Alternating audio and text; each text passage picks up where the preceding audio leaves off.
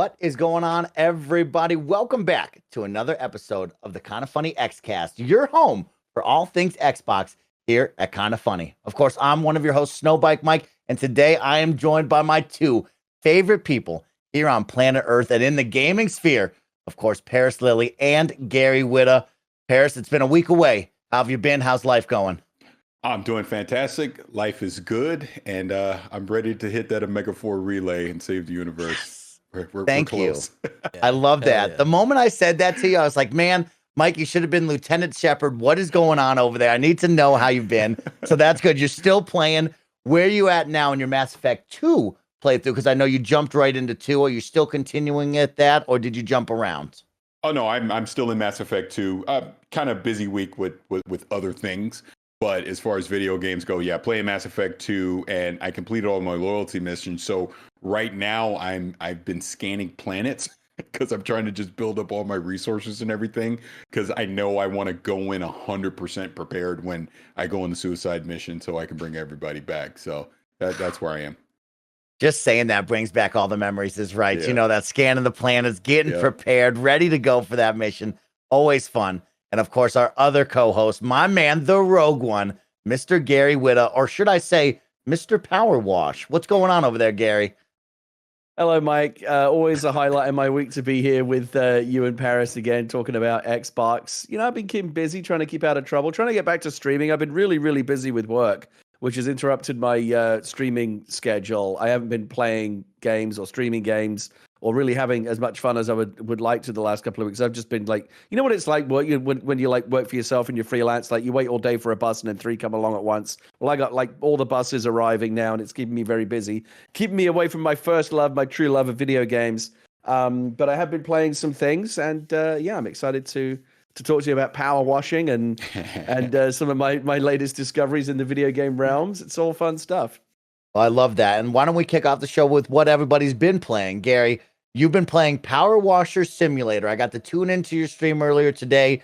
You were in the backyard. You were getting all the spots. You were cleaning it off. So good. Tell me and Parris and all the best friends out there, what's up with this video game? I don't know if you've ever used Parris and Mike. Let me ask you this: have either of you ever used a power washer or a pressure washer before? Gary, I literally just power washed all my fences a few weeks ago, so I'm well versed. It's such a dad thing. I knew the other dad here would chime in. Yeah, exactly. So, Parris, you can speak to the first-hand experience. You know, as I do, how immensely satisfying it is to use a power washer. It's so good when you just see all the dirt and all that. It just cleans it all off, and it's like, wow, the true color and the luster of what was underneath starts to shine through. It's such a popular thing that it actually has its own YouTube culture. There's like, you can go type in like power washing into YouTube and like a million like really satisfying power washing video type thing will pop up, and it can be fun. It's fun to use power washers. It's fun to watch people use them on YouTube. And I guess the people at Future Lab who developed this game recognized that and wanted to take it to the next level. Now, in the spirit of like House Flipper and, you know, those kind of games, there is now a first-person game called Power Wash Simulator, just dropped literally on Steam in early access today. And it's the game I've been waiting for all my life. It is every bit as satisfying as actual power washing or watching power washing videos. It really, really scratches that itch. You're power washing filthy old dirt bikes and trucks and houses and kids' playgrounds, and you know, you got to get into every little nook and cranny, different nozzles and things you can upgrade, different detergents. I know it sounds super, super lame, but trust me, Mike, download it. Play it for 5 minutes and you will be hooked. You will understand. You know, like when you stream a game and people come into your stream and like, oh, I've never seen this game before, but this looks fun. Maybe I'll get it. I had so many people coming. I've never had more people come into my stream today and said, "Oh my God, I'm getting this game right now." Like they just gotta have it. And people, is it coming to consoles? Is it coming to VR? Like people want to know if there was a version of it for them. Like right now, it's only available on PC, on Steam, in early access. But for an early access game, it's actually in really great shape. If you enjoy games like House Flipper and Farmers, this and that simulator or whatever, trust me, this is going to scratch that itch. It's so satisfying to strip all of the filth and crud away from these fences and vehicles and around the rims of the tires and the hubcaps and getting into every little nook and cranny with the really precise little nozzles and the high pressure water. I know. I'm sure many people are listening to it going like, "What the hell is he talking about?" Trust me, Parris knows. He knows what I'm talking about. Yes, I do. Mike, I know we can make you a true believer as well. Go get this game and play it on stream. I promise you, you will have a blast with it. Of course, my two dads are into this. You know what I mean? It's like I'm just sitting there like, this is a dad thing. It's right, like unbelievable. I'm not a believer, but maybe I can be turned into a believer. But I did get to watch the stream, Gary, and it did look fun. It was awesome to see you smile, and I love whenever you're gaming and smiling. That means it's hitting it, right? And that's really awesome to see. So I'm glad that you're enjoying it. I said on the stream today, and like, yeah, some, you know me, I'm often prone to hyperbole, but I said today on the stream, and I didn't feel like there was any hyperbole involved. I said, look, if the point of a video game, if you boil it down to its like purest essence, what is the point of a video game? It's to give you pleasure, right? Yep. That's what a video game is supposed to do. And by that metric, this is the best game I've played all year. Like, it's the best game I've played all year. All the big AAA bangers are out there, and like a delightful little indies. This game scratches me right where I itch like no other game I've played all year. If you just want to zone out and forget your troubles and just do something that's really, like certain games kind of put you in a zen space, like chill out games like Tetris and Rares and stuff like that. You just kind of like dial into a place and you just like you're in that zone and you forget all your troubles. Power Wash Simulator is that game. It's such a beautiful stress reliever. I literally, as soon as we're done with the podcast, I'm gonna go play some more of it on stream. I can't get enough of it. Parris, should I be concerned because he's talking about finding his zen plays in Power Washer Simulator? I find my zen plays in the Warzone. That's where I find it, Gary. Is I like to play Warzone, and I find that's my zen spot. No, Parris, I'm honestly vibing with Gary. I'm vibing with Gary on this. I totally get it. Trust me. It was so funny. We bought a power washer because we're going to restain our fences right on the outside. So got into that whole thing of power washing. I remember my wife was like, "When we're done with this, should we just return it to the store?" And I'm like, "Hell no! I love this thing. We got to keep it. What else can I power wash? We got to do more." So no, I get it, man. That's great. The thing. Like we had some filthy like patio tiles out on our back patio, and a friend of ours let us borrow it. And I got so like after I cleaned off the patio, I was like wondering, what else needs power washing? I'll wash anything. Yes, like just give me something to wash. Like you just get hooked on it. And so we actually ended up getting one. A family friend bought us our own for a Christmas gift. You can wash your car with it. You can wash your house. You can wash your windows. The only thing I will caution you, if you get a real power washer, do not mess around with these things because it's not like Parris, this is not like a hose, especially with the high pressure nozzle. Don't forget, they use high pressure water to cut sheet metal. It's like a laser beam. Oh yeah. I was goofing around with my power washer the first time I got it, and I was wearing shorts and sandals, and I accidentally kind of caught myself in the leg with the jet of water. And flayed basically 2 layers of skin off of my shin, like nice. Practically down to the bone. It's not a joke. It's not a toy. It's a serious thing. It's basically like having like a liquid laser beam. But from the point of view of like cleaning stuff, it is amazing. But more than cleaning away the crud and the detritus like on your fence post or whatever, it cleans away all the crud and detritus in your brain and all the emotional and psychological grime that builds up around your cerebral cortex, and you just relax. You go, oh, it's so nice. There's something very symbolic about watching all the filth and the grime and the accumulated scum just wash away and get blasted away and leave a nice clean surface underneath. There's like a metaphor for life there that I'm very much relating to. It's working for me, Mike. I'm so glad it's working for you. Parris, let's turn to you. I'm gonna ask you a bunch at the start of the show for more preview stuff, but have you been playing any games over this week besides Mass Effect, or maybe a Mass Effect story of gaming that you've had over the week? Destiny 2. It's been Mass Effect 2 and Destiny 2 for me. Not that I'm going to be raid ready on day one for this Vault of Glass thing, but I want to do Vault of Glass pretty soon. And it was actually funny to see, not funny, but it was nostalgic to see kind of just some of the anniversary stuff with that game that has been happening in this past week. It's a 4-year anniversary for the Destiny 2 reveal that they had out here in LA. And also it was it 5 years? I think it was 5-year anniversary of House of Wolves. And both of those are just very, very nostalgic for me.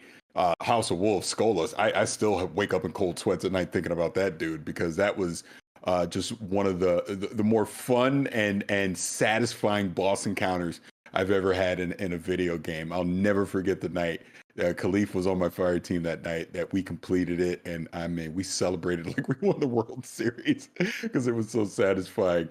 And then obviously the Destiny 2 reveal, just being with hundreds of other just people from the Destiny 2 community, creators, just everything, just kind of putting that face to name of just all these people that we played with and just seeing online, and we all just got to meet up in one location and obviously celebrate the game that, you know, we'd been loving so much on that time. And then now with Vault of Glass coming back, Bungie had been putting tweets out asking people for some of the memories of the early days, and I found a video where I completed Vault of Glass back in December of 2014. It was hard mode, and I threw it up on social media, but just all the memories just come floating back thinking about that. So just love the game. I think I always will, but yeah, it's been a good week for that.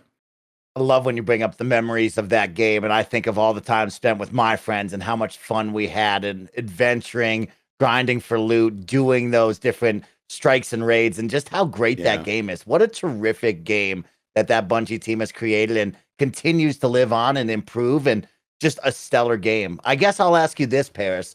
What's next for Destiny for you? What do you want? What do you dream of? When you think about the memories and you think of where you are now and you think of the future, what is that next big thing that would really excite you for Destiny? It's Witch Queen, which due to COVID has been delayed into early 2022.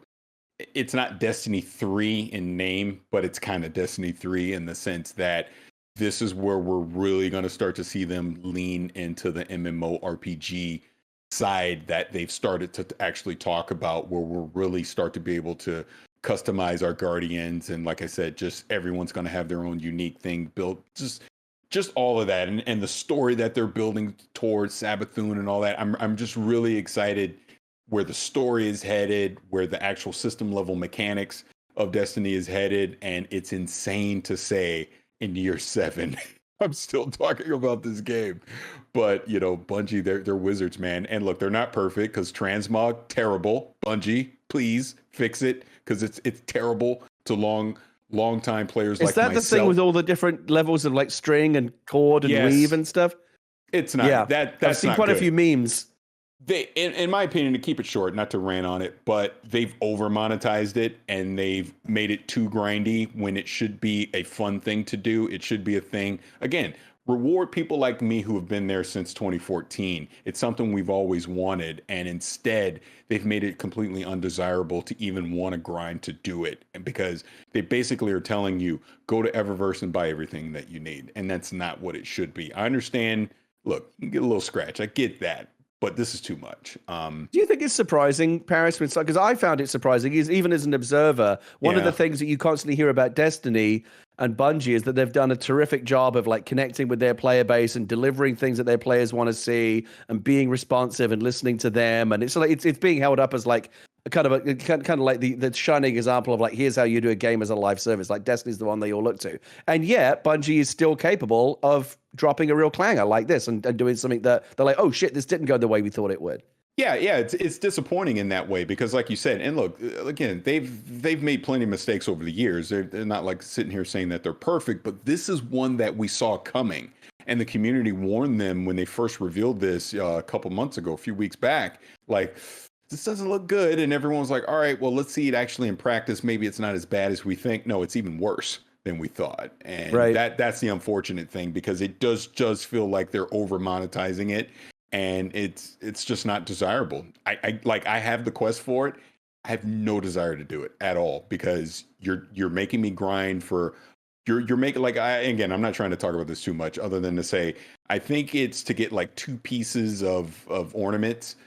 You'd have to grind like 20, 25 hours, something insane like that. And I'm just simply not going to do that because that's not what Destiny should be about. So I hope they fix it. They obviously have listened to the community over the years, but the unfortunate thing is they will fix it. They will, amend this, but it's almost a thing of why did you do this in the first place? So again, I'm not trying to litigate the whole thing here other than to say that is definitely one thing I'm disappointed about with Destiny right now, and I hope they fix it.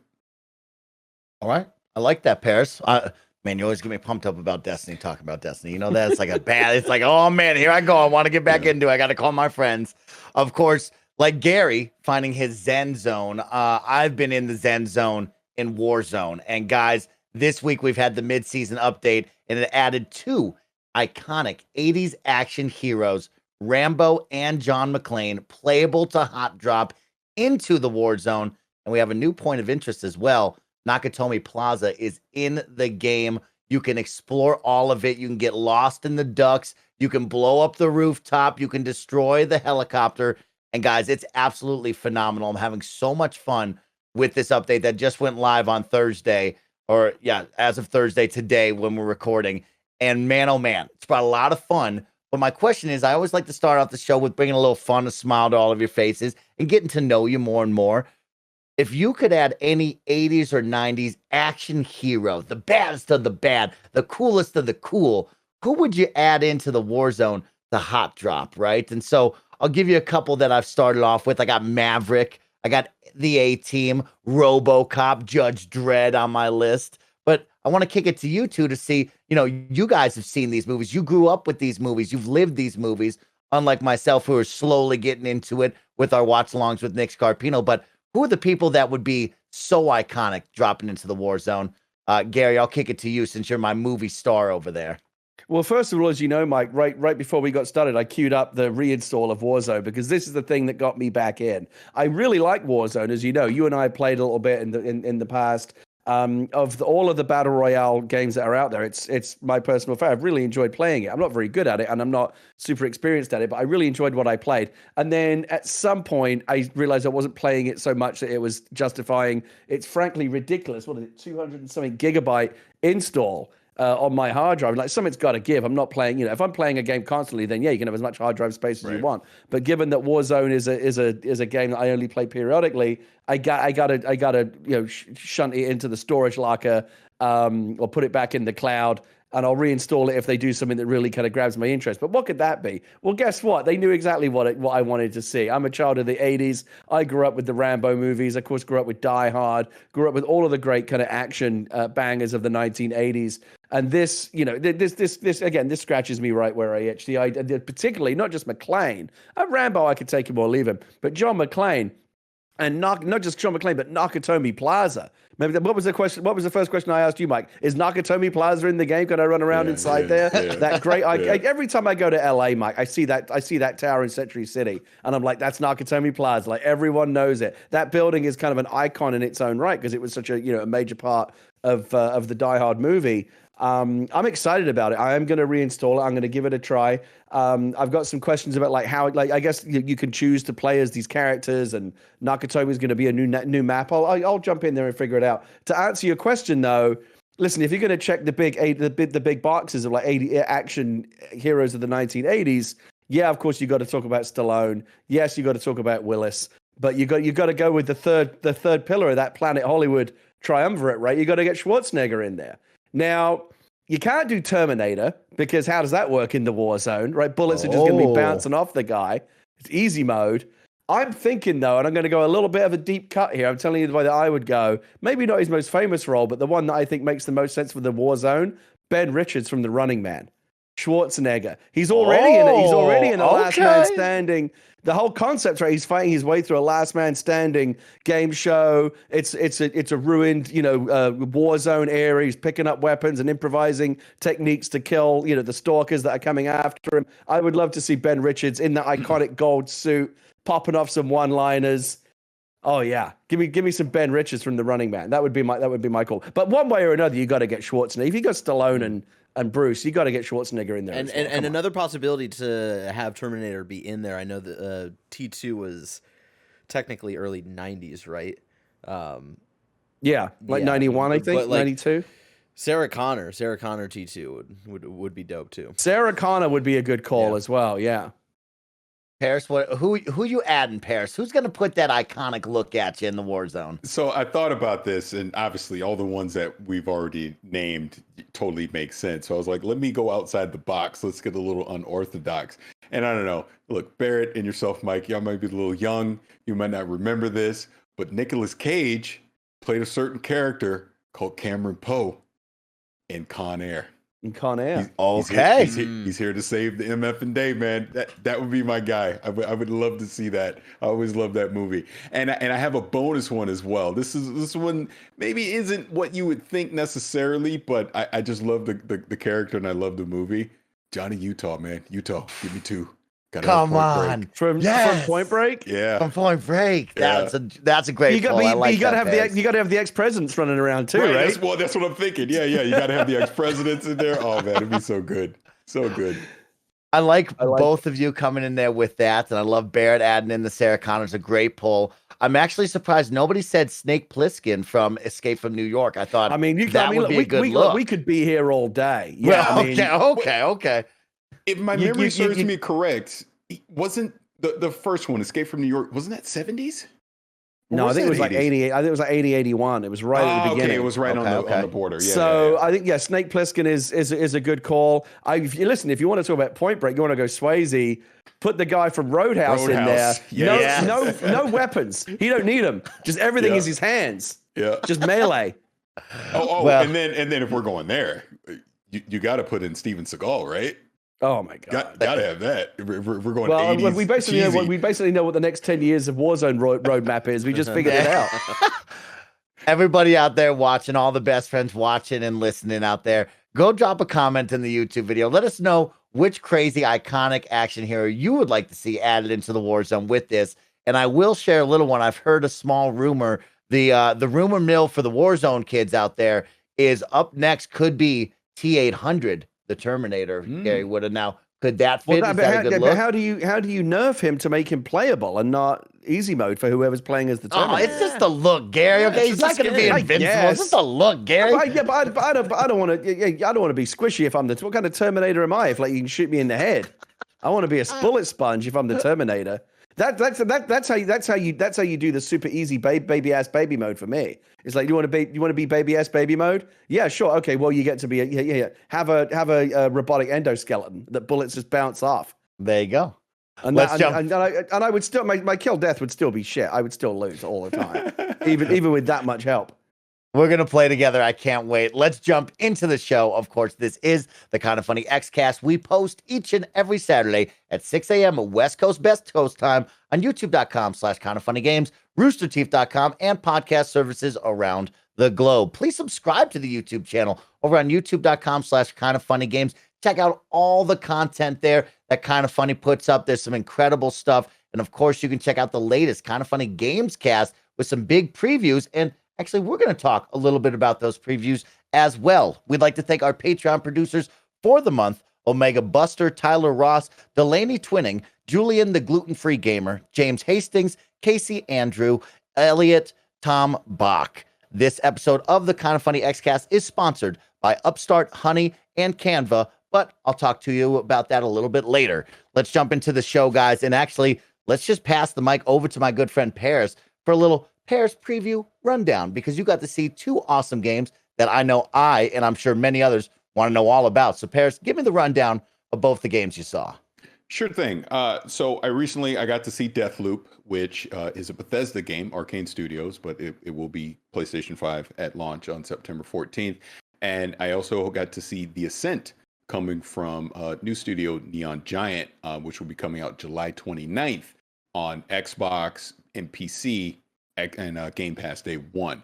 So we talked about both of these on Kind of Funny Gamecast, so I don't want to just completely just repeat everything that I said. So I'll keep it a little more short and sweet, and you guys can obviously ask questions as needed. I'll start with The Ascent, since that's more Xbox focused.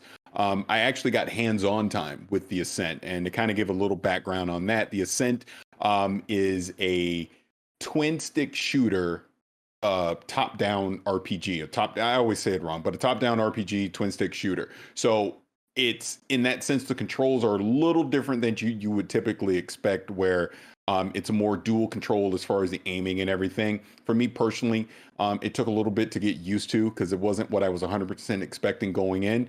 But I got a couple hours of hands-on time with that, got to go through a couple different missions, actually got out into the open world that they created, which is called the Ascent Group. That's almost like, if you want to compare it to Cyberpunk 2077, that's their version of Night City. That's the big metropolis world that you're in. 4-player co-op. crossplay as well between Xbox and Xbox PC, not Steam. Steam does not have crossplay functionality at launch. I did get a chance to talk to the creative director about it, but overall, the game was a lot of fun playing it. Like I said, it took a minute to get used to the control features of it, but from the RPG aspect, total RPG, classless builds that you can do. It is loot driven as far as finding weapons and everything. There is a crafting system in there. You can pick up various cyberware to pick up mods. There are abilities that you can get as well. You'll obviously level up as you progress through all of that. Playing through it, the one thing that I go back to with the controls that it took me a sec to get used to, I was going in guns blazing and not realizing, even though it's top down, there actually is cover, even in that top down version of it. So I'm not realizing I can actually crouch into cover, and you can use the control to kind of shoot over cover, and protect yourself. I'm just running right in, and enemies are killing me. I go, why am I dying so much? And then once I figured that out, it made a lot more sense. Even so much so, like, say if you had enemies at the top of the stairs and you're at the bottom, you can aim up the stairs, you can aim down the stairs to shoot enemies as well. It's a lot more difficult than I thought. Playing solo, the AI is pretty aggressive, and they will flank you, and it will require you to actually strategize and be strategic with a lot of different things that you do, because if you just sit behind cover, they will grenade spam you instantly. They will flank you and force you to get out of cover, things like that. I did love the open world structure that the Ascent group is, because it's not just a straight corridor. You're just going from point A to point B. Full exploration throughout the city, very layered. You will encounter NPCs in there. You can pick up main missions, side missions, things like that. NPCs can ambush you as you may be progressing through the city, so you always got to have your head on the swivel for things like that. But overall, it was great, man. Had a lot of fun. Like I said, I only got a couple hours with it. We did it via cloud streaming on Parsec. So again, thank you to Neon Giant. Again, thank you to Tor. He's a creative director over there, sitting out, kind of answering some of my questions as I was playing through it. But great game, and it's only $30. That's the other thing. Like I said, it comes out on Game Pass, obviously, but if you want to purchase it directly, it's $29.99 day one. And the final thing with that I really loved was the fact that you can do the co-op, and it is crossplay. So again, I only got to play it solo, but and bring 3 of your buddies in there, and you aren't punished. Being a classless system, you aren't punished for respecing, so it's actually encouraged, depending on the encounters that you're getting in, to kind of respect your character. Obviously, working with 3 other people, you can kind of strategize and plan out as you go on a mission what builds you're going to go into it with, things like that. But overall, a lot of fun, and amazingly enough, 12 people made this game. Well, I keep saying it over and over because it's very shocking if once you see the Ascent in action, you see this world that they built. They started Neon Giant 3 years ago, and obviously the Ascent was the game that started the studio with. So they've done all this in a 3-year period, and it's very impressive. It is 4K 60 frames on the Xbox Series X. It is playable on Xbox One as well, but gorgeous looking game. Like I said, controls took a little minute to get used to, but once I did, had a fantastic time with it. It was really good. Really looking forward to it when it comes out. Oh, Parris, you absolutely killed that and got me so excited for it, because yeah, that is one we as Xbox players have circled. Me in particular with the multiplayer side, I've circled this. I'm looking forward to it, and to know it's coming in July. It's day one on Game Pass. Loved the crossplay aspect of it, and then to see all the previews that have come out this week, and to be able to sit down with you and ask a couple questions and hear your thoughts. It's like, man, this game somehow it's gotten better in my mind, right? After seeing the trailers and understanding what this is now to where we are, I cannot wait for me to get hands-on with this with my friends and have some fun. A couple of questions jumping in, right? You talked about 4-player co-op and these classes. Now, is this something where there's a 4-group set of classes? Does it kind of mix and match? What does that kind of feel like or look like? It's classless, so there aren't any classes. So you get to basically spec out what you want. So if you want kind of a long-range sniper build, you can create that. If you want to be more of a melee tank build, you can do that. Yeah, obviously, if you want to be more weapon mid-range focused, you know what I mean? So you get to go in. If you want to be more ability focused, you can spec that out and put your points towards those type of abilities. And like I said, there is a loot factor to it as well. So as you drop certain enemies, they'll drop weapons, things that you can use to craft and upgrade with as well. I did have a boss encounter when I played. And again, this was kind of in my I don't really understand the controls too much mode. So I was joking around on Gamecast. If it was like Benny Hill, I was just running around the map so the enemies didn't kill me because they're very aggressive. But once I figured it out, and also as you level up and you get more powerful weapons, that helps too, because starting off with the pistol didn't have a lot of stopping power. And I'm telling you, the enemies just push you. So I was doing a lot of backing up initially, to try and avoid obviously getting hit by enemies. But once I got the assault rifle, and I was actually able to equip an ability which kind of was almost like a ranged melee, where I was able to kind of knock enemies back, so to speak. And also I could start getting like concussive grenades and things like that. And once you start chaining those things together in the actual action of the gameplay loop, it starts to be a lot of fun. That's really, really awesome. Want to go over to the look and the vibe, right? You talk about that sci-fi world that they've built out, and we're going to talk about the colors, the look, and the enemies is what I really want to know as well. What was that kind of like? Did you see drastically different enemies? You talked about the boss encounter. What will we see in this? Is it like crazy aliens? Is it a bunch of humans out there? What are we going to see? Check all the above.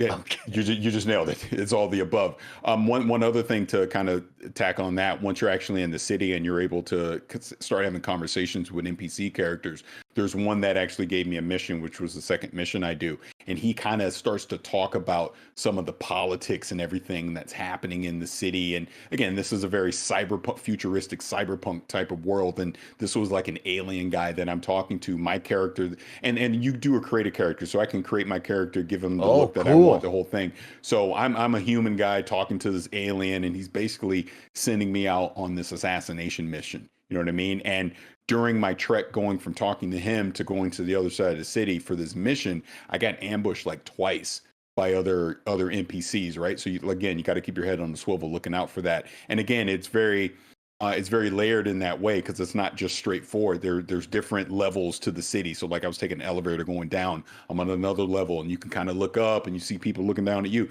So there's all these different things that are happening. And it was blowing my mind that this game is $30 again, and 12 people made it, because the creative director even told me about 15 to 20 hours gameplay in a session in here, which again, for a $30 game is fantastic. And again, if you look at the visuals on it, pretty stunning. Especially I can see when the co-op happens and you start spamming the different abilities and the grenades and everything. It's like a freaking light show going on. So I'm really excited for this to come out, like you said, Mike, to jump in with a couple buddies and start running through it. You got me so excited. I could ask so many more questions, but I know we got to run down another one. So everybody mark your calendars. Late July on Game Pass, day one. I have to assume we'll probably see more of it at E3, so keep your eyes locked out there. And if you haven't seen much, go check out all the YouTube trailers, because it is very cool. Read up on the previews right now, just like Parris talked about. There's some great coverage of this game. And when you say 12 people made it, I'm absolutely stunned. That's so cool, so incredible. Yeah. And the music in it's really good too. Again, I'm telling you, this thing, it's shocking. It is shocking to see that only 12 people made this game. And he did mention, hey, they outsourced a few things here and there, but the core group that made it were those 12 people that make up Neon Giant, which is just such an accomplishment. So yeah, I'm really excited for it. Wow. Gary, I know I've hogged all the spotlight here. Do you have any questions about the Ascent, or should we move on to the next game from Parris really quick? No, I'm just keen to check it out myself. I've always had a soft spot for those games that have that kind of isometric presentation. Yeah. And it reminds me almost a little bit of like a Disco Elysium kind of vibe, or basically what the Fallout games were before Fallout 3 took it fully into the first person 3D world. And I was going to make a comment, but Parris, you already said it. Like the one thing I haven't played it, but the one thing I observed just from looking at the trailers, because it has piqued my interest, is, again, especially for a $30 game, it looks gorgeous. Like the art style, it really has that kind of industrial cyberpunk neon, just kind of dripping with atmosphere, really kind of really, really high-end graphics.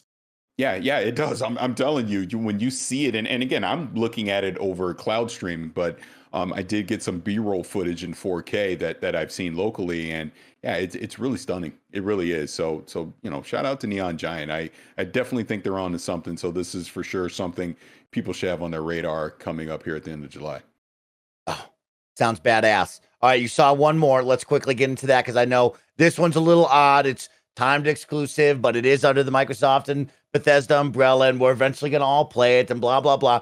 I want to talk about the game. Don't worry about what's happening on the back end. Exactly. Tell me about Deathloop, because this game looks dope, Parris. Exactly. Don't worry about where you're going to play it. Just worry about the fact that Arcane, the folks that brought Dishonored 1 and 2 to us, while this is not, and I'm talking about Deathloop, by the way, while this is not Dishonored 3, it definitely has some of the lineage of the Dishonored franchise in it. And again, short and sweet. And I got to be a little careful of the stuff I talk about because there's certain things that are still embargoed. But you are the main character. You're a Colt. This is happening in kind of the mid to late 60s. Kind of think that James Bond era, almost like a parody with Austin Powers. Think that kind of era of movies and action films, right? And you wake up on this island and you don't have any memory how you got there, and you basically have this antagonist called Juliana who is messing with your mind. The island itself is messing with your mind, leaving you various messages and everything. There's a big mystery going on here. But the thing about it is, this Juliana, she's an antagonist, and she's out to kill you. And you, to quote unquote break the death loop, to break the loop, you have to go after different visionaries on this island and take them out. And you have to do them all in one loop. They're spread across 4 different areas on the island. There's different day-night cycles in there that you can actually approach these encounters. And the thing about it is, it's like a big, the best way to describe it, it's like a big murder puzzle, right? Because you have to take out these 8 visionaries and you have to do them all in one loop. It's not a roguelike like Returnal, where it's just absolutely punishing you in that way. But yeah, you die, you lose progress. But there's certain abilities you can get called trinkets, or I shouldn't say abilities, mods that you can get called trinkets that you can apply to different weapons and things that you pick up. There's slabs, which are almost like, these are abilities, kind of think Dishonored in that way, right? The island itself, like I said, there's, depending on the day or the night that you approach an objective, certain NPCs are going to be in an area. They might not be there at this time of the day, but they might be there a different time of the day, right? Certain areas will be accessible to you depending on the time of day that you go there, right? Things like that.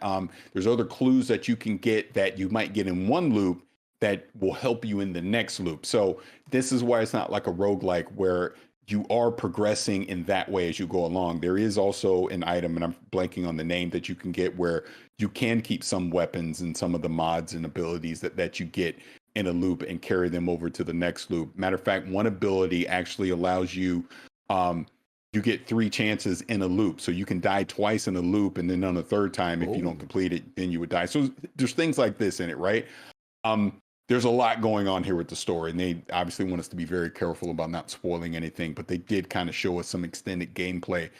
We got to see Colt go after one particular visionary, and one cool thing, again, that there's different mysteries in there where they showed the scenario where you were able to find this safe that had information that would then help you the next time you were in another loop. So now you know directly where you potentially need to go to take out this visionary. So again, long story short, I'd rather you guys ask more questions. So we talked about this for like 45 minutes on Gamescast, but the ultimate objective is to break the loop, is to take out all 8 of these visionaries in one loop.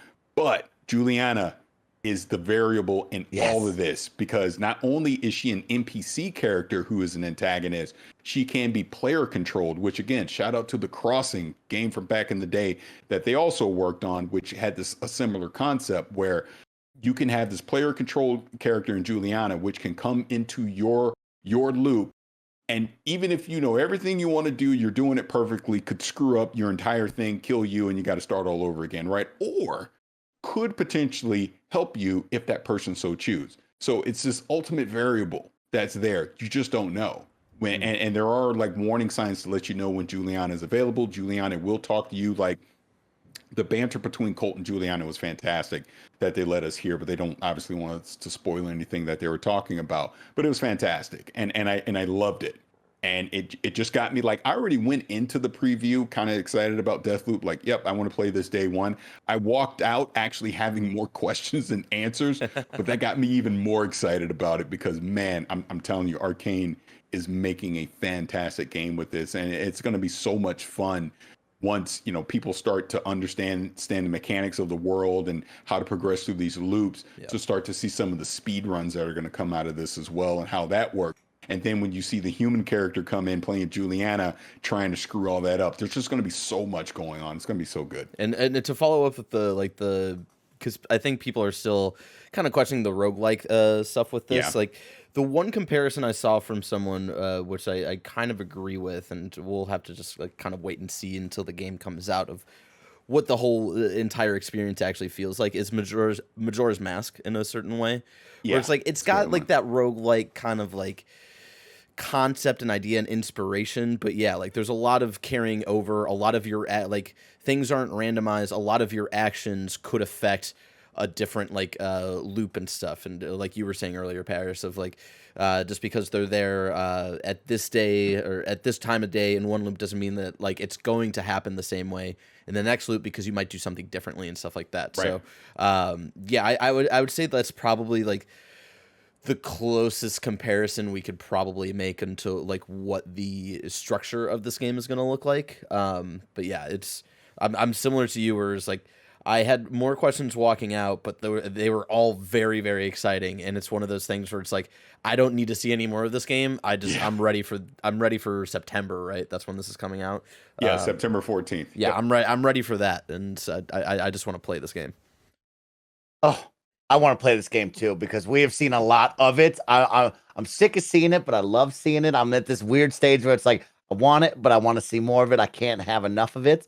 And it's awesome to hear you and Barrett and the whole crew over at Gamescast talk about what you guys saw at this preview. And then, of course, now to have the chance to ask you more questions. I mean, I guess I'll start off with the basic one of looking at this game. It looks a little more, would you say, shooter oriented? I think when I think of Dishonored, I think of the sword combat.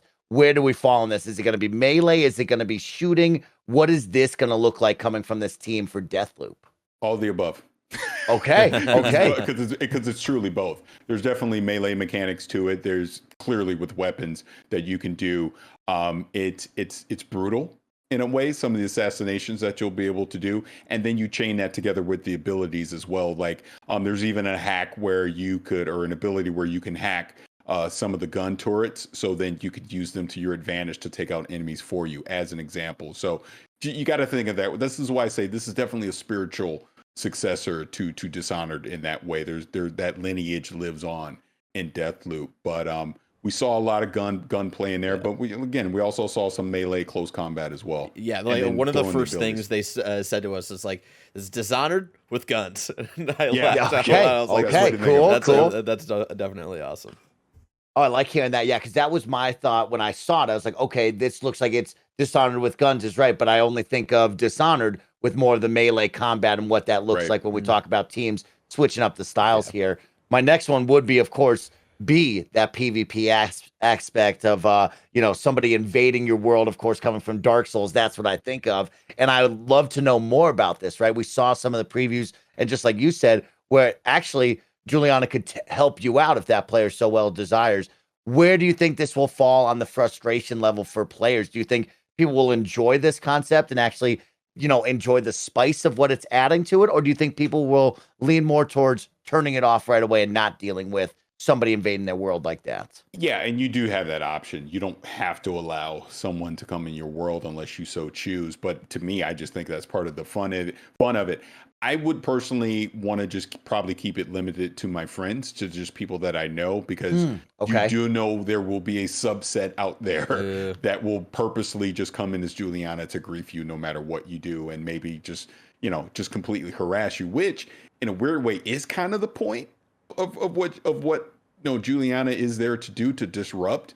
But we know how the internet works. I can see someone abusing that totally. But I think from a friend standpoint, from people that it's a fun mechanic to throw in. Like, I'm sitting there playing Deathloop, and I'm like, hey, yo, Mike, hey, come in as Juliana. You get to come in, and it's this whole cat and mouse game that we potentially could have of you're just waiting to strike.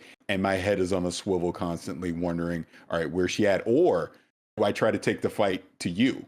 Right. Yes. I also thought about that too. As Colt, there's nothing to say. I can't actually start going after Juliana. Well, let me eliminate this now so I can focus on the main mission, which is getting out of this loop.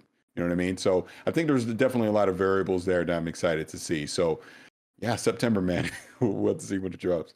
All right, one more. Let's stick with Juliana for just one more second because I'm so interested in this. Really quick, what is the reward for defeating the player coming in and invading your world? And then, of course, what does the timing look like? Right? If I defeat Juliana, is there a gigantic cooldown? Is she done for the gameplay loop? Like, can somebody come right back in? And of course, on the flip side, like you talk about maybe just inviting your friends. Is there filters to this where it's completely off? Nobody can invade.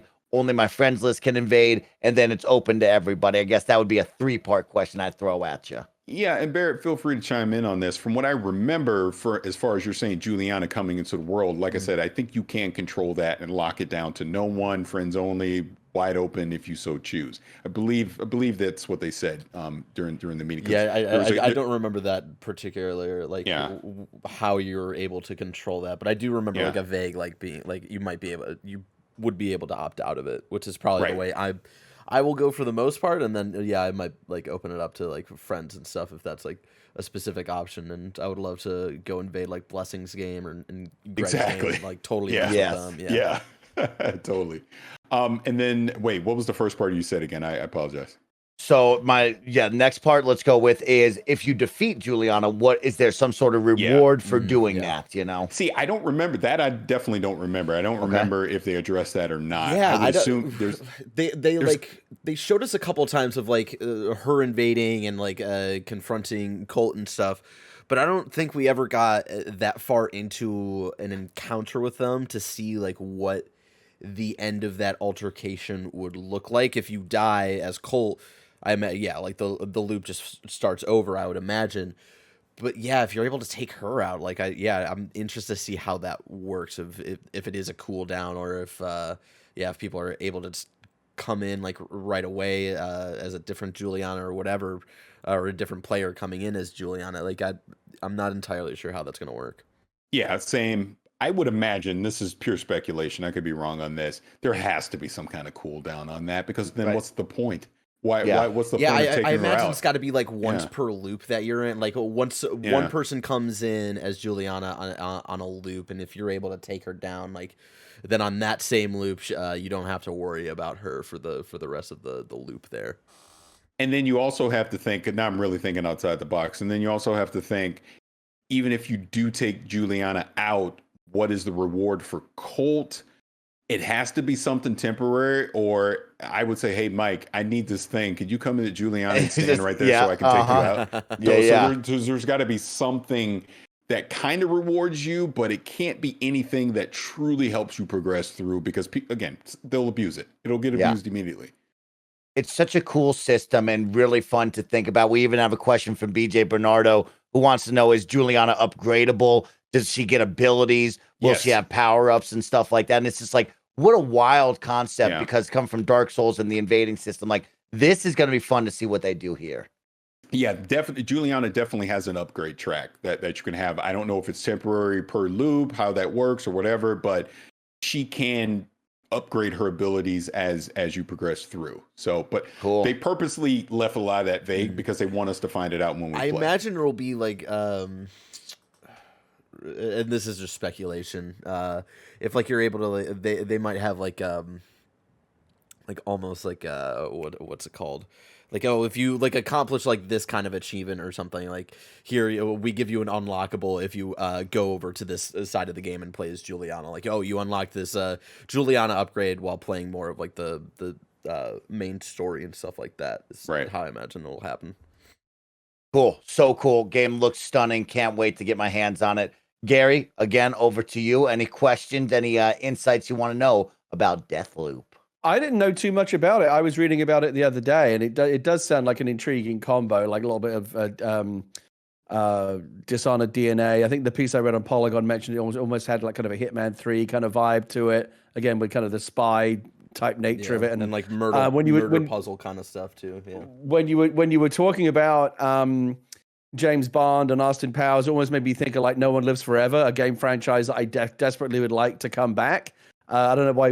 I think there's like a rights issue where they can never bring back the No One Lives Forever games. I used to love those, and I love that. You know, so much of what appeals to me about a game is where it's set and what the aesthetic and the vibe is, and that kind of throwback retro vibe definitely appeals to me. And I just like it when people try doing something different. And the idea of, I mean, we've seen it before in games like kind of Outer Wilds, and there are the games that kind of function on this idea of kind of Returnal does it as well, like a resetting loop. It's not the most original idea in the world, but it's pretty cool. And anytime a game tries to do something even vaguely different, it has my attention, and especially the idea of being able to kind of treat the Juliana character as either a protagonist, and you can either help or hinder the progress of the other person who's playing. I think it's all really interesting. I'm definitely going to look out for it.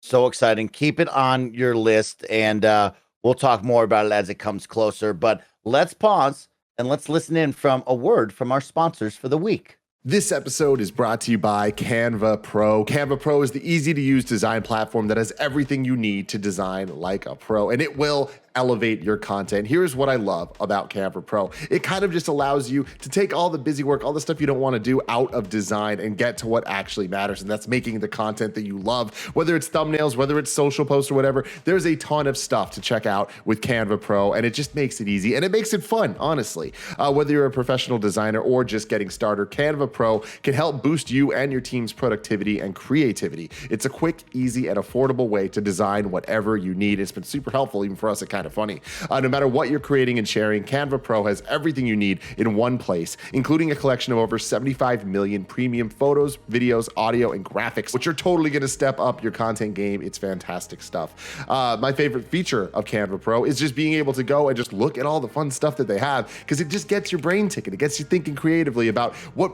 are other cool things that you can do and put out in the world. Share on that Instagram. You know what I'm talking about? You can design like a pro with Canva Pro. Right now, you can get a free 45-day extended trial when you use the promo code. Just go to canva.me/KFgames to get your free 45-day extended trial. That's canva.me/KFgames. Canva.me/KFgames. Next up, shout out to Honey. Honey is one of my favorite things, honestly, in the world. It's so easy. You install it once and it's just saving you money every single time you shop online. And we all shop online. We've all seen the promo code field taunt us at checkout, but thanks to Honey, manually searching for coupon codes is a thing of the past. Honey is the free shopping tool that scours the internet for promo codes and applies the best one that it finds to your cart. They support over 30,000 stores online, and it ranges from everything like an Etsy all the way up to a Best Buy, everything in between. It's never let me down. It's just saved me a ton of money. Imagine you're shopping on one of your favorite sites. When you check out, the Honey button drops down, and all you have to do is click apply coupons. You wait a few seconds, the little Honey guy does a little dance, and then boom, you're saving that moolah, that dinero. You know what's up. If Honey finds a working coupon, the price is going to drop, and it's fantastic stuff. I've saved so much money on hue lights and things with Honey. It's just great. If you don't already have Honey, you're straight up missing out on free savings. It's literally free and installs in a few seconds. And by getting it, you'll be doing yourself a solid and supporting this podcast. I would recommend it if I didn't love it, and I do. I love it very, very much, and I have for many, many years. You can get Honey for free at joinhoney.com/kinda. That's joinhoney.com/kinda. Finally, shout out to Upstart. When it comes to paying off debt, it can often feel like an uphill battle. High interest rates resulting in minimum monthly payments keeps you in an endless cycle of debt. Upstart can help you get ahead. If you're carrying a credit card balance month after month, it can get pretty daunting. One of my friends, all he had to do was use Upstart here. It consolidated the debt, just made it easier for him to wrap his head around, and now he's debt free. Everything's awesome. You can find out how Upstart can lower your monthly payments today when you go to upstart.com/kindafunny. That's upstart.com/kindafunny. Don't forget to use the URL that we're talking about right here, upstart.com/kindafunny, so they know that we sent them. Yeah. Loan amounts will be determined based on your credit, income, and certain other information provided in your loan application. Go to upstart.com/kindafunny. That's upstart.com/kindafunny. All right, guys, welcome back. Let's jump into some more Xbox news. First off, I'd like to thank Parris right there, because I called that the Parris preview roundup right there. So I appreciate you taking the time and schooling us on those two games. And of course, the Ascent. I mean, everybody on the Xbox side needs to know about this game because it sounds so exciting. So thanks, Parris, for that one. Jumping in, guys, we have a cool one. Starfield release window news. We're just constantly talking about Starfield, and that is the hot topic. And it's always fun because we have gone around the galaxy is what I'm going to put it with this release window. John B, the kind of funny best friend, has been yelling 2021 at Greg and all of us here at the Xcast. John BX32 was so confident saying we're going to be playing it 2021 to the point where, like, we were joking that he was a play tester, like he had this insider knowledge. Get dunked on, John BX32. Get dunked on, John B. We love you. Thank you so much for your support. But the fun one this week now has been going around from Jason Schreier. Jason Schreier, of course, of Bloomberg, put out a big Twitter thread here. It stemmed from a guy named Luke Stevens TV on Twitter. He put out, apparently, Starfield has, quote, pretty much done, end quote, since September of last year. Bethesda Game Studios has spent this year polishing it and refining the next-gen port. I'm told they're trying to make up for Fallout 76 and deliver a game that's polished to perfection coming this year. Watch. And Jason Schreier from Bloomberg quickly shut that down and actually came out with some that he had around the release window and what he thinks we could be expecting for Starfield. So I'll read right off of his Twitter. It says, rumors like this keep floating around, but Starfield is nowhere near done. According to several people familiar with development, it will be at E3, but the planned release date I've heard is way later than most people expect. Sharing this so that folks keep their expectations in check. He went on into another tweet. What people might not realize is that the bulk of Bethesda Game Studios, including the Maryland office, was working on Fallout 76 until it launched. Starfield's team was very small until 2019. Rumors that the game was planned for 2020 or far into production then are just not true. I've seen some speculation or some skepticism about this point, to which I'd recommend you look at the credits. And his final tweet to round all this out. Let me make this very clear. Bethesda's plan is to tease a release date for Starfield at E3. That date is, in quotes, late 2022. I'll leave the specifics to them, but please keep your expectations in check and refrain from sending death threats when the other rumors turn out to be false. So, guys, of course, Starfield, one of the biggest ones we've been talking about here in the Xbox universe since the Bethesda acquisition. It's the hot game. It's very exciting to see what Todd and the team are doing. And of course, 2021, 2022, when could this be coming out? It seems like Jason is pointing that we will get, of course, sighting of Starfield at E3, but a possible tease of a release date.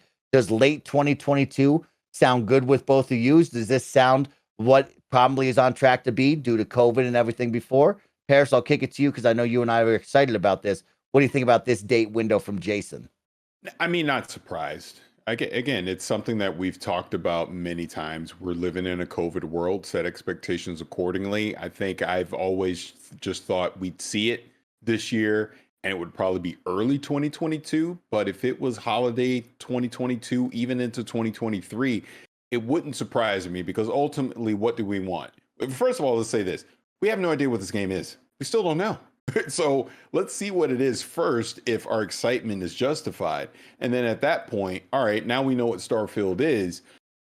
We want it to be as bug-free as possible. We want it to be as polished as possible. And if they simply just need that amount of time to get it right, give it to them.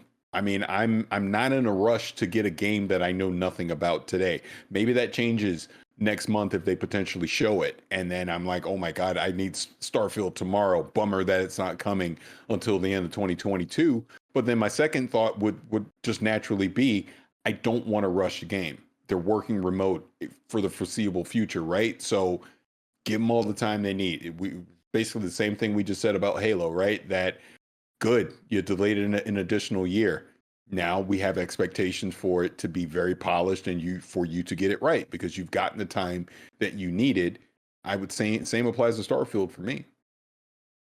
Gary, what do you think? I mean, this is, like Parris said, this is a game we don't actually even know about. We've seen a title splash screen. We've seen some leaked images, but really, in all honesty, we, the general public, know nothing about Starfield, right? We just know the pedigree. We know the studio. What do you think about where we're at now with the release date and the need for this big banger hit to come out of Bethesda and Todd Howard and the team for Xbox? Yeah, look, in terms of the Jason Schreier Twitter thread that kind of bumped this back into the news cycle, certainly in a world that is we're surrounded by YouTube and social media rumor mongers and hot take havers, and there's just so much noise out there. And so much of the stuff that we see on YouTube, is this happening? What about this new rumor?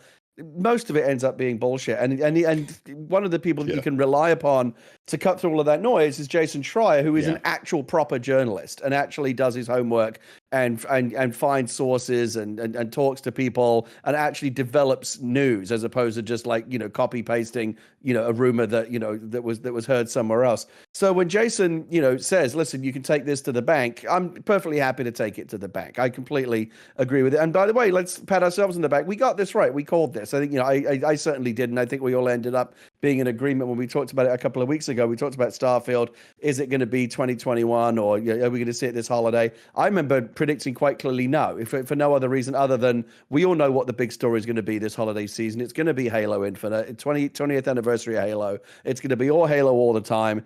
Microsoft doesn't want to have a game of that importance sharing the limelight with another Titanic game they're going to be putting out. The first big, exclusive game under the Bethesda acquisition, new Bethesda IP. There's all kinds of reasons why they're going to want to have its own limelight when the time is right. The idea of Halo and Starfield fighting for people's attention and dollars over the holiday period, two Titanic releases cannibalizing each other potentially, that was never going to happen. The only thing that I found slightly surprising was if you go back to the tape, I think what we originally said was I predicted we'd probably see Starfield like in the early part of next year, maybe like in Q1 spring, something like that next year. It turns out it's going to be later than that. But again, that's not that. Again, that makes sense. Big game, holiday release window.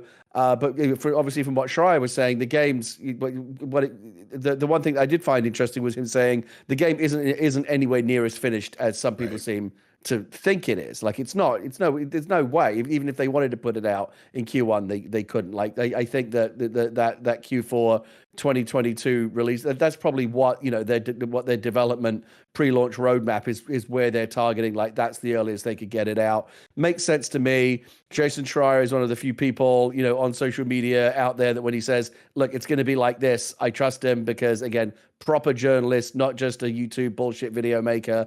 I think it's going to play out exactly as Jason has said. None of that's the interesting stuff though, right? The interesting stuff is what is the game?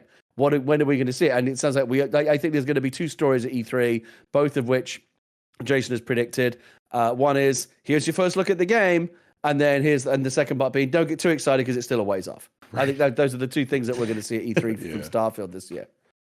What do you guys feel about this game, right? Is this game just going to be a Elder Scrolls and Fallout in space, right? Because this game feels like this could be working towards like one of the biggest games / like most controversial game releases here, because a lot is riding on this name with all the hype around it. And it's just like, are we going to receive a Fallout / Elder Scrolls in space and people either love it or be very disappointed on it? Or are we expecting something above and beyond expectations here? Parris, you gave me the look. What do you think when I say that? Yeah, I just think it can't simply be Elder Scrolls or Fallout in space because we've now seen these games for almost 20 years now at this point, right? If you're gonna have all this hoopla about this is a new IP coming from Bethesda, you're again allegedly, because we know nothing about the game, going into outer space. I want more than just what we've already had. I want to see them try something unique. I mean, again, we're in complete rumorville. Look, Conspiracy Steve, I might have to retire him after this one, but there's been rumors about, spacecraft, creating ships and various things like that. What does that look like? What does that mean? Are we going to have full planet exploration in here? I don't know, because we know nothing about the game other than my expectation is if it was nothing more than Elder Scrolls or Fallout in space, for me, I'm not saying for everyone, this is just my opinion, I would be disappointed because I want to see something new. I want to see something different in that aspect. I guess I'm almost thinking put in elements of No Man's Sky, which was promoting exploration, things like that, but obviously the lineage of what Bethesda has brought to the Western RPG. I want to see a combination of that come into scope. How that all plays out, I don't know. It'll also be interesting to see what this alleged new engine will look like as well. Is this next gen only? That's another question. That's something we've really not talked about that much.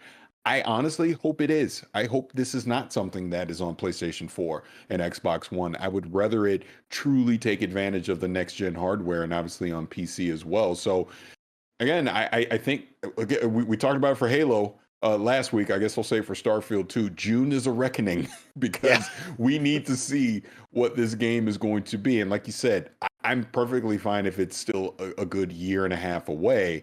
But right now, I just want to know what it is. I want to know if this is something I should be excited about. So to answer your question, very long-winded, no, I hope it's not just Elder Scrolls or Fallout in space. I hope it's a lot more. Yeah, I feel the same way, Parris. It's very interesting, and we've had this conversation long enough. I can't wait. We're only like 3 weeks away, so we'll finally be done speculating, and we're just going to talk about it instead of just guessing. And it is very interesting to see, and like we know what they have done, what they're capable of, and then you think, well, what are we going to get here? And I can't wait to see what Todd and the team have ready and locked and loaded. But yeah, that is your latest Starfield release window and update coming over from our friend Jason Schreier of Bloomberg. And that was a good one, right? Points at E3. So you can keep your eyes on that one. Maybe a teaser of the release date. But hey, let's set our expectations in check. He's saying late 2022, this year, fall, probably not going to be in the way of Halo or in this kind of area right now. But let's keep it moving with some more Xbox stuff. Of course, we've had the Epic versus Apple lawsuit going on and all of that court proceedings for quite some time. We've had some fun stuff come out of it. Fun, depending on where you're at, but we've seen a lot of stuff coming out that a lot of the general public might not know about or learned about as it went on. And we have one more kind of final big one that jumped in to the news recently after it settled down for about a week. Nintendo this time is stepping in to redact some statements from an Xbox biz dev. So want to bring this from our friend Stephen Totillo, formerly of Kotaku, the editor-in-chief over there, now over at Axios Gaming. And he put out the tweet that says, Nintendo says these portions of an Xbox biz dev exec's deposition in the Epic versus Apple, quote, reflect competitively sensitive information about negotiations between Nintendo and Microsoft, end quote. She was primarily deposed about trying to bring xCloud to iOS and more broadly discussed console biz. So I'll tell you, there's 2 pages here. One of the pages is fully redacted. The other page, probably about 1/3 to almost 1/2, is redacted as well about Xbox and Nintendo. But I'll give you the quick pieces that you can see. The first question coming in says, okay, so your customers, there's a demand for your customers on Xbox to have streaming available on mobile, including iOS. The answer, that's correct. Big giant piece redacted. Question again, have you been involved in them? Answer, I have not. Next question, who is involved in those discussions? Answer, primarily the Game Pass content team and other members of the gaming leadership team. Final question that we can read. So I'm just curious, what about your job has you involved in these discussions to put streaming available on Apple, on iOS, but doesn't have also involved with regard to the redacted? So guys, Nintendo saying, hey, we want this pulled from public knowledge out here. We need to make sure people don't know about this. We've talked about Game Pass on Xbox or Game Pass on Nintendo Switch before. Could this be the information that people were seeking? Is there something different like games coming to Xbox? Is this just general discussions between the two business-wise? Gary, what do you think about this stuff being redacted? It's been interesting to follow this trial, for as much as any of us can really follow it and make sense of it. Like, who even knows what it's about anymore? I thought it was about, Fortnite, selling their V-Bucks directly through their store and not having to go, and not having to have Apple take their 30%. But now suddenly suddenly, Sony's in the mix, Microsoft, like it goes to these much broader issues of the kind of the gaming business landscape, and this trial kind of feels like it's like there's a big sprawl going on in terms of everything they're talking about, and it's been a bit of a comedy of errors. This whole business with these redactions, I've been seeing this a couple of times now. Apparently, there was a whole bunch of information that went up on these whiteboards, and all of the there's reporters, and the courtrooms are open to the public. Everyone's seeing this information being made public, but apparently not all of the redactions were correctly made, and they had to literally were pulling whiteboards down and going, oh wait, there's stuff on there that was supposed to be redacted that wasn't. And so all of this stuff is kind of spilling out into the public domain. So far as Nintendo's concerned, again, this is a little game that we play, right? Some of this information leaks out. Ooh, what could be behind the black boxes? Like what's under the redactions? We love to kind of speculate about that. And kind of make our guesses. And again, it's like a fun thing that we do. In real terms, though, who the hell knows? I don't think there's anything really there. Especially since it's Nintendo. It could be the most harmless piece of information in the world. But if it's proprietary information that Nintendo doesn't want out there, they're going to have it taken down. I mean, we know that Nintendo is a very secretive company that values that culture of privacy and confidentiality. They take that very, very seriously. And so the fact that Nintendo kind of took umbrage to this, I don't necessarily think that means it's a big thing. I think Nintendo just, polices this kind of stuff very carefully just on principle. So I don't think necessarily under those black boxes there's some megaton secret gaming information that needed to be kind of taken out of the public view. It could be something completely harmless. It might not be. It might be Game Pass coming to Switch or something completely bananas like that. I personally don't think it is. I think it's probably something fairly harmless, but it's just Nintendo being Nintendo. Okay, Nintendo being Nintendo. Parris, where do you fall on all this redacted stuff? Should I be expecting Game Pass coming to the Switch? We've seen the teases, right? Sarah Bond had the Nintendo Switch. Phil Spencer had the Nintendo Switch.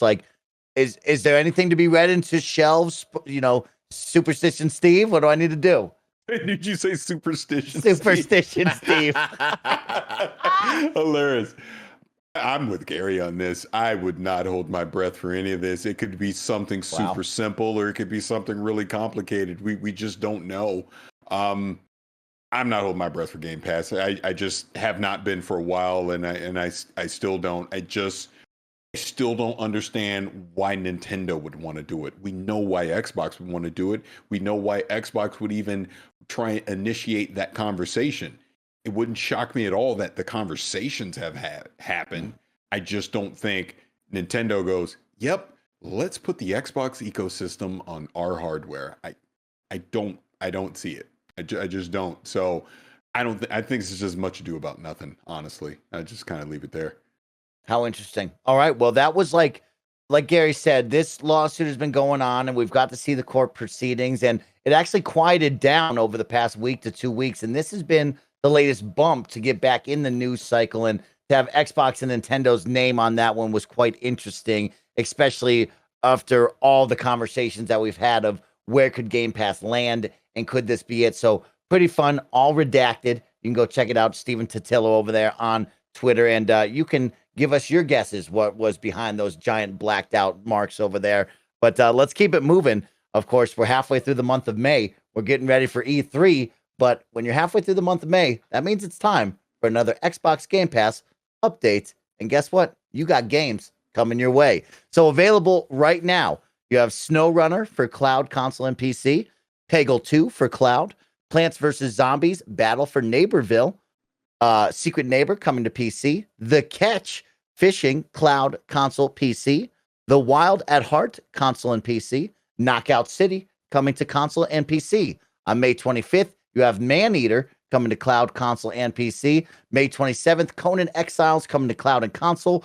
Fusion Frenzy coming to cloud. Joyride Turbo coming to cloud. Mech Warrior 5 Mercenaries coming to console. Slime Rancher coming to PC. Solasta Crown of the Magister. Apologies if I mispronounced that. Spellforce 3 Soul Harvester coming to PC. And leaving. Circle this one. These are what are leaving. Assetto Corsa, cloud and console, Broforce on PC, Kingdom Hearts HD 1.2.5 plus 2.5 remix on console, Kingdom Hearts HD 2.8 Final Chapter Prologue on console, Surviving Mars, and Void Bastards. Guys, some big games out here. Gary, I know you love to get into the Zen zone, and you've played some weird games. How about SnowRunner? the truck simulator driver. Have you ever thought about jumping into that?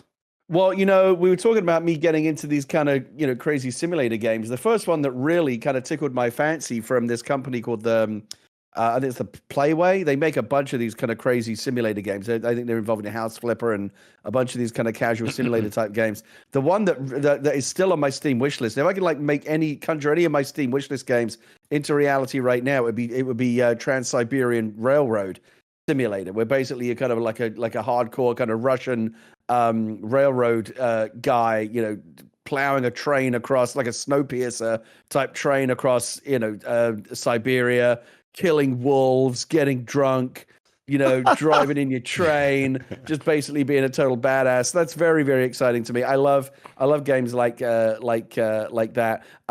What's this one called that you just mentioned in a similar? SnowRunner.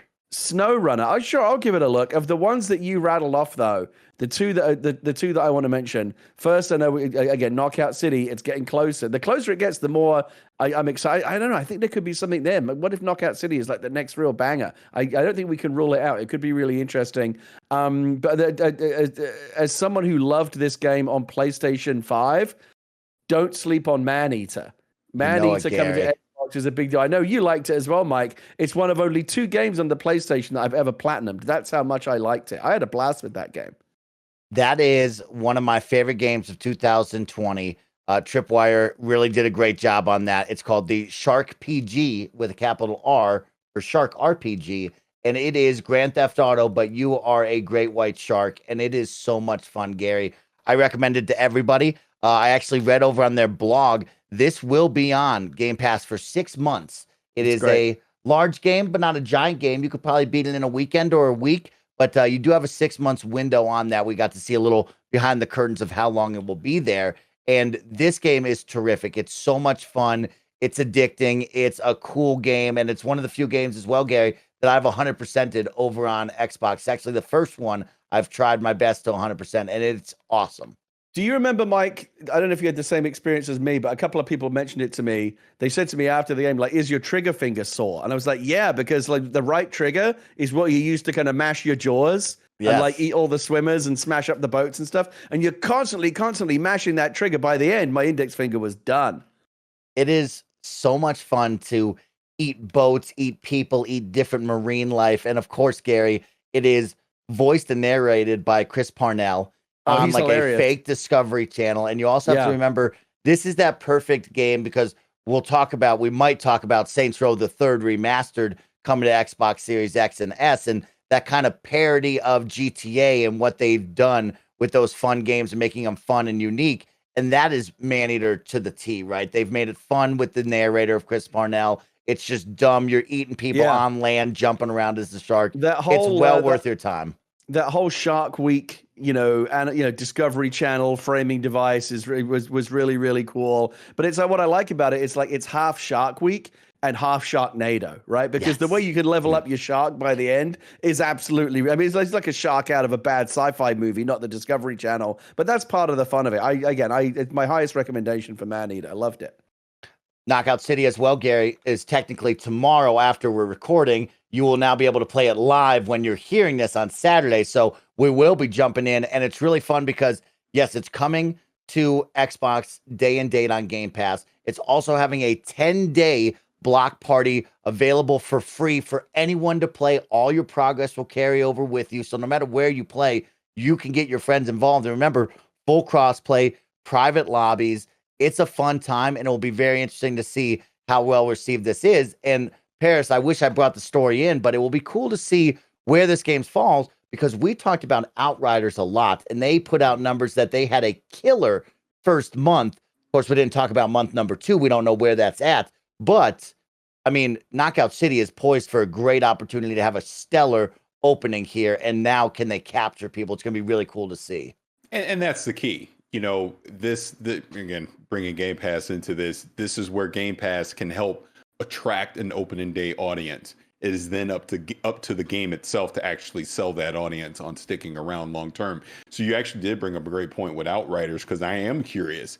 We see, what was it, 3.5 million the first month, which is great. That I love that, because we've talked about long term we want to see this IP succeed and basically create this new sci-fi universe. And Square Enix has pretty much confirmed that they are in this for the long haul, which is good. But I am curious, with some of the technical issues and everything that has happened, what does the engagement look like in month 2? Me personally, I am not playing it right now, as an example. So how many other people are like me that are not playing Outriders because of the bugs, and will that deter them from wanting to come back once all the stuff gets resolved? So it'll be interesting to see. And I do think, like you said, Knockout City has a fantastic opportunity right now to capitalize again on that opening day audience and keep people around, because I think the concept of it definitely seems like a lot of fun. So I for sure want to check it out and want to jump in and see if it grabs me, and I want to stick around long term. And then circling back to what you said for Gary at the beginning, SnowRunner, all in. I'm all in. Give it to me. Yes. I'm ready. My 2 dads are ready to get behind the wheel. I'm talking about that's what I'm talking about, best friends. Now, Parris, I'll continue with you because I want to know what you see off this list, what you're excited for. And there's 2 that I want to circle. The first one, is near and dear to my heart. Fusion Frenzy. They're putting it on cloud. Are they out here teasing me, Parris? Like, what are we doing? Because the issue I have is Fusion Frenzy doesn't have online multiplayer. Right. So now I'm going to play it on the cloud on my phone against a bunch of AIs, which, don't get me wrong, I'm going to do that in bed. I'm going to play this game all day, every day, because I love this game. Yeah. But like, when can they figure out something on the back end? Do I have to call Jason Ronald up and beg for him to figure out some sort of, remote streaming or somehow where we can connect? Why are they teasing me with this all the time? They got to be doing something one day, right? I hope so. We should have the Jason Ronald hotline so that just mid show we just press a button and we go, Jason, this is possible. Let's do it. Yeah, I would love to see that. Going off what you're saying, I mean, is it possible? I don't know. Is there a remake or something potentially they're going to surprise us with? I guess we'll have to see. We'll have to find out. It's right, because it's just fun to see Fusion Frenzy on the cloud, part of Game Pass. And it's just like, you think of remote play, you think of different ways you can connect with your friends via the Steam remote play, or even the connection on PlayStation over there as well. It's like, what can we do to make sure I can play Fusion Frenzy with friends? Because me playing it alone just doesn't have the same magic, unfortunately. It's just not the same. And I don't like that. Another one I've circled is The Wild at Heart, Parris. We've seen this before at a number of Xbox at IDs games, and I believe this is a day-and-date release here. I don't know. A challenge, Barrett, if you could somehow put a trailer behind us about this, I would love you for that, but you don't have to. But it's just one, The Wild at Heart is what this one's called. And I'll read quickly from it. A mysterious hidden realm, 2 precious kids fleeing hardship, magical creatures, and an oddball order of guardians who have lost their way is the write-up over on the Xbox store. $24.99 if you'd like to buy, but day and date on Game Pass. It's optimized for Series X and S, and I believe my good friend Barrett is probably putting it up behind us so the guys can see it. But this is one very cool art style, you guys. This is an indie that we've seen pop up a couple of times, and just now to know, here it comes on Game Pass. I definitely want to go check it out. And while we look at that, Parris, were there any other games that caught your eye on this Game Pass update? Yes. Well, it will come to Game Pass, but something that we didn't talk about, Game Informer got the exclusive cover for Psychonauts 2. Yeah. And they put out a video yesterday showing off some of the gameplay. Oh my God! Hold on, let me pull that up. I totally forgot that happened this week. Yeah, I cannot wait. Speaking of that as well, Tim Schafer, Double Fine, they put up what might be their quote unquote final video. No, they've been kind of vlogging, the development of Psychonauts 2. So they kind of put up a video I watched yesterday. Was it? I don't know. It was about 30 minutes or so. It was pretty good because he finally shaved. He not shaved. He cut his hair, I should say. And because they're ready, they got everything in, and it was just kind of interesting seeing just some of the development team and just some of the doing all this over Zoom. This is why, man, trying to make a game remotely, I can't even imagine. But it was just they were play testing with people, and I remember one of the people from the dev team was wondering if they got too many people that were fans of Double Fine and fans of Psychonauts to play test, so they weren't being they weren't giving enough critical feedback, right? Oh, okay, like they wanted more. Like, are they being too nice because they're fans, right? It's interesting. So anyone, go to Double Fine's YouTube channel and go check that stuff out because I found it fascinating to see. But And Psychonauts 2 just looks so good. It looks good. It looks, and so the fact that it's good. like, it's the cover for this month for Game Informer. Like, yeah, this has got to be coming next month, right? This has got to be shadow dropping next month. Yeah, it's got to be. It's got to be. Yeah, because one of the producers was even, because they were talking about bug fixes and everything, and all right, if we try to do this, are we still going to make the date? So they obviously, even when they filmed this, knew the date that they were trying to target for it to come out. Like you're saying, we talked about it already.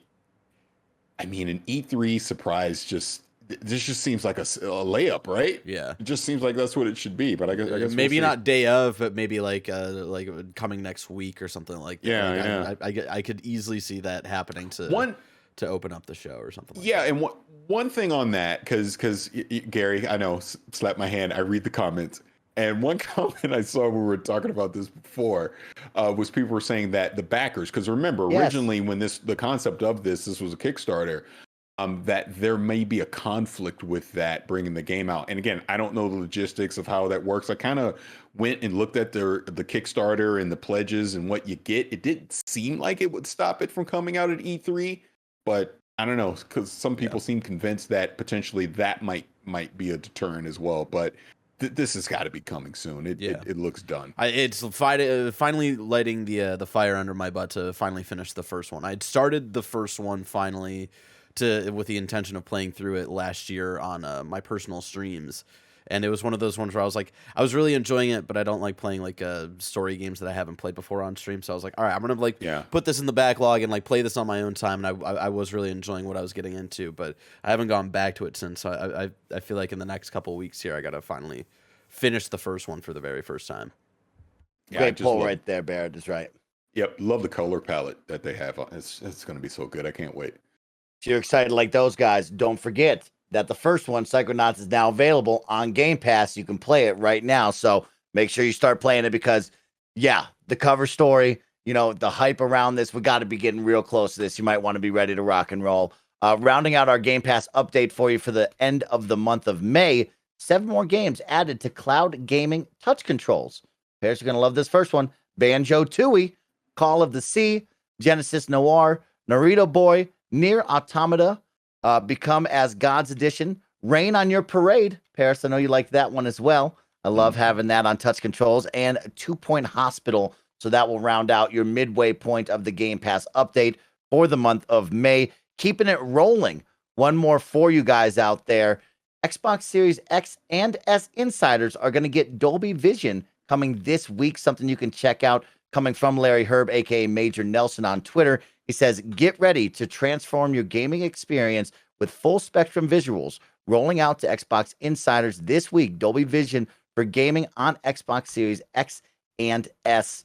Now, Parris and Gary, I don't know if I have the TV that can do this, but after we've experienced Dolby Atmos with the headphones, I got to tell you, I'm ecstatic and excited about Dolby Vision coming to the console. I got to figure out what TV I need, how I can get access to this, because I am pumped up after what we experienced. You got one of those fancy LGs? What do you got, Mike? I gotta have Tim help me. Tim is the super TV guy. I got the LG CX. Yeah. You don't need Tim. What I got you, Parris? Right here. I got Parris. Okay, good. Tim, get out of here. Get the jabroni who's trying to who has some a backdoor deal with LG to sell as many LG TVs as possible. But I will say I have the LG CX, and that one definitely has Dolby Vision. Oh my god! I have an LG CX as well, and yes, Dolby Vision. Oh, very so exciting. Good. Watching Dolby Vision stuff like Disney Plus on that bad boy. Whew. So good. Okay. Well, so it sounds like the team knows about it then. Okay. Are you guys excited about Dolby Vision coming to pair with Dolby Atmos and how this will increase your video gaming experience over here on Xbox? Absolutely. I mean, I'm probably going to fire up Hive Busters immediately. Good pull. Yes. Yeah. As soon as I get it on the Series X, because I want to check it out for sure. Look, I know we're an Xbox show and the pom-poms and all that, but man, you don't even need it. The fact that they're doing it, it's just awesome, right? There's nothing else that does Dolby Vision in gaming. This will be the first system that does it. So yeah, I'm excited to see it. And then when I think ahead, Halo's going to do it, right? Right out the box, day one. You're going to have Halo Infinite. It's going to have Dolby Vision HDR with Dolby Atmos, the whole thing. So it's like, I'm excited, and 100% go get an LG CX. It is I don't even think it's arguably. Is it even arguably at this point? It's probably the best quote unquote next gen smart TV. If you don't mind fretting about burn-in, which ruined my last LG OLED, yeah, best. I mean, there's nothing that can match it for picture quality. I mean, the thing about the CX that I appreciate is that like the screensaver will pop up pretty quickly after like a minute or two. So as long as you're not like, I don't know. The only example I can think of is like if you watch Kind of Funny Games Daily back when we were in the studio and that logo is on the screen the entire time for hours and hours and hours on end with burn-in stuff. But yeah, that is like probably the best deal with like really nice TVs is the CX, because yeah, you got that like 120 hertz for certain things. Like I remember when Fortnite started to utilize that. All that great next gen console stuff it can really utilize. We have the CX in the living room, and we have like a cheap like TCL 4K TV that we got from like Costco or Walmart or whatever in the bedroom, and there's another Xbox back there. So like sometimes if Leah and I both want to play a game, and obviously we want to play different games only on Xbox, one of us will go back to the bedroom. Leah used to go back to the bedroom to play Assassin's Creed Valhalla while I was playing something else. Since we got the CX, she can't do that anymore, because when she goes back there, the game looks like shit. She's like, I can't do it anymore. Like I can't, everything looks so dull and washed out. Valhalla looks so good on the CX. It's ridiculous. The number one thing about the CX is like the colors are so like, watch like a Pixar animated movie or something on a CX, and it's so beautiful. Now I am going to stick up for TCL here, and full disclosure, I did do a review of a TCL television, the Series 6, which I also have. It's mini LED. It's not as thin as an OLED, right? But if you tune it correctly, the picture on it is actually pretty freaking good. It has all the bells and whistles. It has VRR support and everything, except one thing. It does not have HDMI 2.1, and I jab at TCL on social media about this all I the was time. Actually surprised. I mean, we paid $350 for that TV. It was a 55-inch 4K TV. Like when you're in bed watching YouTube or the Tonight Show or whatever before you fall asleep, it does the job. All I'm saying is once you put it next to a CX, it ain't gonna hold up favorably. Right. I'm so sorry, everybody. I'm currently looking around Best Buy right now for one of these, because these guys already got me pumped up, because I need it and I want to see it and I want to live it. I'm so excited. And like you said, Parris, the option of giving the players the best that they can have and just continuing to push the envelope. Team Xbox always having some fun over there. Let's round out the show and get out of here, and everybody can go out there and enjoy their weekend. Your free to play weekend is Gears 5 and F1 2020. So go hit the racetrack or go gnash your shotgun but somebody, because it's always fun to bounce between all that cover. And that will do it for us here at the Xcast. Parris, I'll kick it to you first. What awesome stuff do you got going on this week? Where can we catch you? What the heck is happening with my guys over at Gamertag Radio? Tell them I say what's up. Love that podcast. We did a preview of Deathloop as well on the last episode, which was great. Obviously, Danny. Matter of fact, shout out to Danny Pena. He's been working with, I believe it's Bright. I don't want to say this wrong. I believe it's Bright Live. Hold on. I'm doing this real time. Bright Live. He's working with Bright Live, and he's been holding sessions with them on basically like podcasting one-on-one. I was in his initial session the other night. It's full video. People can come in, participate, come up on stage basically with him, ask questions, the whole thing. And he kind of just went through the process of what it is to be a podcaster, the kind of tools that you need, some of the gotchas that you need to look out for. And it was fantastic. He did a great job on that. So I absolutely recommend people go check that out. As for me, I got to go save the universe. I got to go through the Megafor Relay. That's what I'll be doing this weekend. I'll be playing some other stuff this weekend as well that I can't say just yet, but that'll be me. You can obviously check me out over on social media at Fishes696. And my YouTube channel, which is my name, Parris, Parris. You're the best, Parris. And shout out to Danny and the whole crew over there. He absolutely rocks. So that's great. Gary, I know you're going to be in the backyard power washing away, maybe hot dropping into Verdansk with me. But what are you doing, and where can everybody find you? I will be saving the universe from dirty, grimy stucco and patio tiles all weekend. I am definitely gonna resume this Call of Duty Warzone ridiculous 200 gig download here and get some John McClane Nakatomi Plaza action going. Mike, I will definitely be hitting you up. Do you think it'll finish downloading before the weekend ends, Gary? Well, I mean, I got some pretty ninja internet over here, but my goodness, 200 gigs. What have games become? Yeah, so Warzone for sure, Power Washing for sure. I might be getting back into Fuser. Remember Fuser when the Harmonic dropped it? Well, they just dropped some DLC song packs that I want. You know, music games are always dependent on like how much music's available, and they just dumped a whole bunch of new music into the game, so that's of interest to me. But as always, it's just my name, Gary Whitta, GaryWhitta, on Twitter, Twitch, and YouTube. Can I make a declaration before we get out of here? And I apologize to cut you off. The three of us need to play Warzone. It probably won't happen for a few weeks with my schedule and everything, but we got to do it. We got to do it like on stream or something. We do got to do it. I'm going to start. I'm going to go back. I'm going to jump back in this weekend, remap my keys. Mike, I will definitely be hitting you up to find out when you're playing because I want to go in. I want to run around Nakatomi Plaza. That's so me. It's so me. I will stand up and accept that, and I'm all about it, Parris. So let's make sure we can get a gaming session together because there's so many games I'd love to play with all of you. And thanks so much for being here with me, both of you. It's been an incredible podcast, another great show.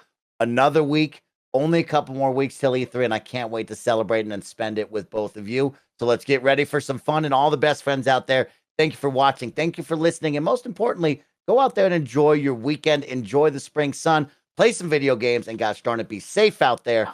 On behalf of Parris, Gary, Barrett, and the whole Kind of Funny crew, this is Snowbike Mike saying see you later. And we'll see you next week. Peace.